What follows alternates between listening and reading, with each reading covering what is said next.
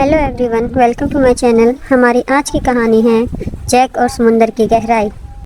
एक दफ़ा का जिक्र है कि एक छोटे से साहली शहर में एक जैक नाम का लड़का रहता था जो समुंदर के किनारे खेलना पसंद करता था।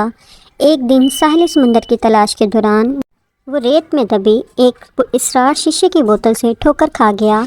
जब इसने इसे उठाया तो इसने देखा कि बोतल एक नमकीन माया से भरी हुई थी जो सूरज की रोशनी में चमकती दिखाई दे रही थी। बगैर किसी हिचकिचाहट के जैक ने बोतल को खोला और एक घूंट लिया।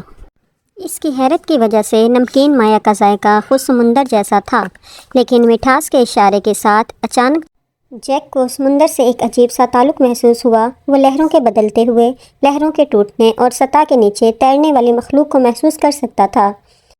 जैसे जैसे दिन गुजरते गए, जैक ने अपने आप को बार बार बोतल की तरफ खींचते हुए पाया। हर बार समुंदर से गहरा ताल्लुक़ महसूस होता है। इसने अपने अंदर भी तब्दीलियाँ महसूस करना शुरू कर दी। इसके बाल लंबे और ज़्यादा उलझते गए। इसकी जिल्द में एक चमकदार चमक आ गई और इसकी आंखें समुंदर की गहराइयों की तरह चमकने लगी। देहातियों में जैक की तब्दीली के बारे में तजस्सुस बढ़ गया और जल्द ही उन्होंने जादुई बोतल दरियाफ्त कर ली। उन्होंने इसे ख़बरदार किया कि नमकीन माय में समुंदर का जौहर होता है और इसे पीने से वो आहिस्ता आहिस्ता समुंदर की मखलूक में तब्दील हो जाएगा। जैक समुंदर से अपनी मोहब्बत और ज़मीन पर अपनी ज़िंदगी के दरमियान फटा हुआ था, लेकिन जब इसने लहरों को बाहर देखा तो वो जानता था कि वो समुंदर के पुकार का मुकाबला नहीं कर सकता।